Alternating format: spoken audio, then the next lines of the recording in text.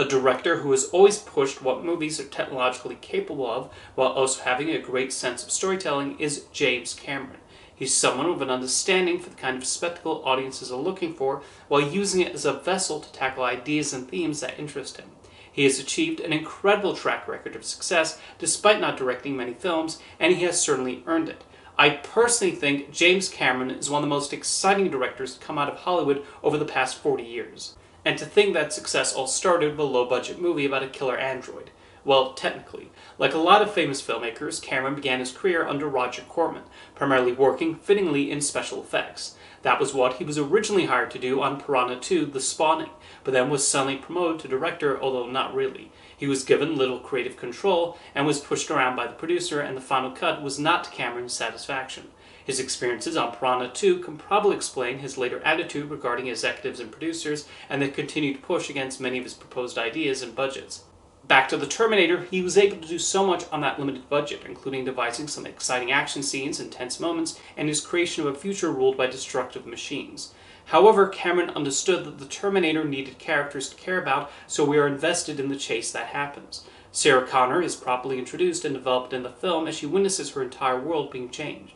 One day, she's just a waitress. The next, she finds out her future son will be the savior of humankind. It's a lot to take in, and it's so well conveyed by the writing and Linda Hamilton's performance. At a time when horror movies about cold killers were a dime a dozen at movie theaters, The Terminator stood out because of its human elements. One of James Cameron's other strengths is in world building and making us believe in what's presented on the screen, no matter how fantastical, and that helped add to the terror of the Terminator. He was even able to bring his own stamp to a sequel to a much celebrated science fiction film. I think Aliens is one of the most thrilling roller coaster rides in film history. As soon as Ripley and the Marines land on that colony, there's that sense of dread that the aliens could pop out at any moment and gobble them up. Both the Terminator and Aliens also showcase his skill directing action and building suspense, including properly blocking and editing the scenes, and how he uses these sequences to build and develop the characters. Another thing that's amazing about Aliens is how he gives distinct personalities to several of the Marines when they could have easily been indistinguishable from one another. And then there's the beating heart underneath the film, and the relationship between Ripley and Newt. Cameron's movies may be known for their special effects and spectacular action sequences, but it's really the warmth often exhibited by the characters that make us invested in what's going on. Aliens highlights another trademark of Cameron, which is the way he infuses his personal and political philosophies into the action. On the surface, Aliens seems like a typical macho movie about how great the military is. However, he actually peels that away and portrays the Marines as constantly scared throughout the film and being completely caught off guard by the aliens.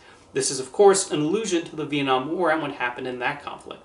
He lures the audience into the theater with the cool action, and then proceeds to give them this commentary on war with a seemingly friendly Burke revealed to have ulterior greedy motives for sending Ripley and the Marines to the colony.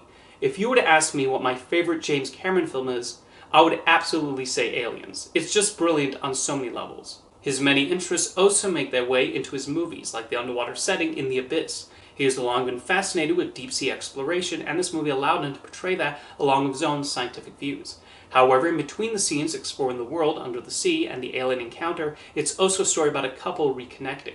Cameron has his love for certain subjects and themes, but tries not to let that get in the way of telling an emotionally compelling story and characters we care about. The Abyss was a pivotal film in the era of computer-generated effects, as he and the effects team used the newest technology to bring the water-like beings to life on the screen. Of course, it should be noted that The Abyss also represents an example of his perfectionist nature and doing everything possible to get the shots he wants. The actors, especially Ed Harris and Mary Elizabeth Mastrantonio, hated working on the movie due to the strain put on them during the underwater filming and other issues on set, which they attributed to Cameron's directing style.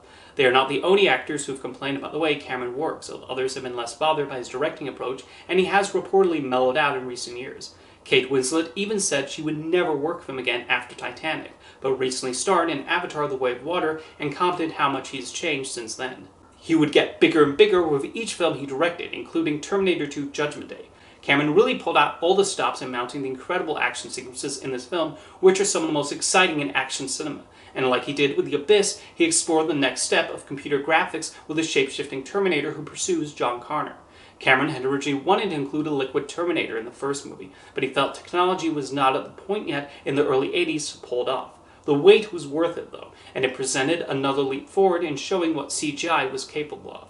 However, much like his other films, Terminator 2 resonates because of the heartfelt human moments in between the action. He somehow managed to make the audience switch from being scared of Arnold Schwarzenegger's Terminator to getting emotionally attached to him as he protects the Connors. Terminator 2 is basically the story of a boy and his android, and the growing friendship is wonderfully done. Same goes for the complete change Sarah has undergone since we last saw her. Terminator 2 is often held up as one of the best sequels ever made, and for good reason. True Lies wound up the first movie to cost over $100 million to make, but you certainly see the money on the screen, although that's primarily in the first and third acts, which are like a takeoff on James Bond movies. The middle portion is this bizarre comedy where Schwarzenegger's Harry Tasker thinks his wife is cheating on him, and yet it strangely works and fits with the entire theme of the movie. The point of this film is that every character is lying about something, and the larger effect this has on their lives and relationships. We then see how it escalates and leads to the crazy explosive climax. True Lies was actually a remake of a French film, which Cameron saw as an opportunity to do his own take on the Secret Agent movie and allow Schwarzenegger to play a more comedic role than the stoic Terminator. Of Cameron's filmography, True Lies is probably the most a product of its time, and the sequel was even cancelled because Cameron was no longer interested in doing a comedic take on counterterrorism after 9/11. However, it still succeeds as an absurd, ridiculous action blockbuster. Probably the most ambitious film of his career is Titanic, which many predicted would flop. 20th Century Fox even had to pull on Paramount to help finance the movie due to the escalating budget and their concerns over its potential box office performance. What is this director known for action science fiction movies doing making a long romantic period piece?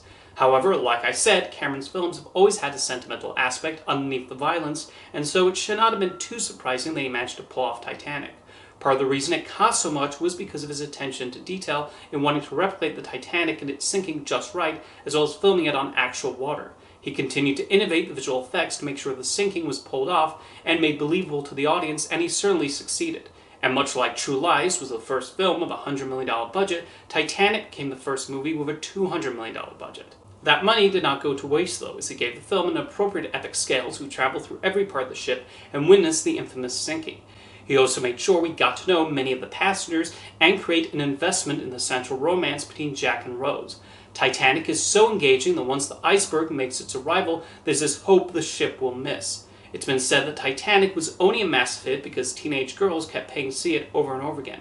But you don't achieve such a humongous phenomenon like that from just one demographic. The movie achieved its success by appealing to as many people of different ages and genders. As expected, when something is a huge hit, there was some Titanic backlash after a while, the film considered too long and sappy by some. However, that's calmed down a lot, and Titanic has earned its status as a classic now, deservedly so. It would take 12 years for James Cameron to give us his next major movie, and this would also have its fair share of doubters. That movie was, of course, Avatar, which was certainly a marvel to witness in 3D when it first came out. I remember seeing it on opening day, being blown away by it, with the film making you feel like you're there on Pandora.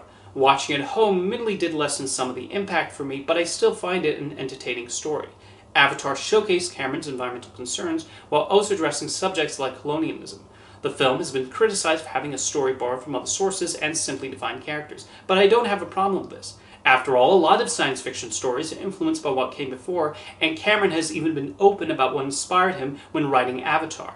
And as for the characters, they're still interesting to watch and are given identifiable personalities. I love that Neytiri is basically Pocahontas, Colonel Quaritch is every gruff military commander rolled into one, and Dr. Grace Augenstein is the tough-as-nails scientist. Cameron sets up this world extremely well and then takes us on this journey. The sequel, The Way of Water, then expands on this world further and includes themes on family and even a saving the whales storyline. Then there's the technology. The first film still holds up remarkably well on a visual level, and then The Way of Water takes it up several notches. The skin texture on the Na'vi is something that will always astound me. Cameron has several more Avatar movies on the way, and people wonder why he remains stuck in that world. But why not? He's basically someone who has created this universe he loves, which combines several of his passions and wants to share it with the rest of us. And thankfully they're successful enough for 20th Century Fox and Disney to give him the money to do so. It's wonderful he has reached this point in his career where he can give us these multiple passion projects whenever he's ready to release them. And in between these movies, he can explore his other interests. I watched his 2005 submarine documentary, Aliens of the Deep, in preparation for this video, and I dug how much of that was just him nerding out about oceans and the animals who live in them. His support of environmental causes is also extremely admirable, and he has provided several contributions to scientific research. James Cameron is a director whose work I will always appreciate, as he's a filmmaker with incredible imagination and an ability to convey those ideas onto the screen in exciting ways, whether through his characters or incredible technical breakthroughs. I'll forever remain interested in what he does next, whether he's returning to Pandora or doing something else entirely. See you next time.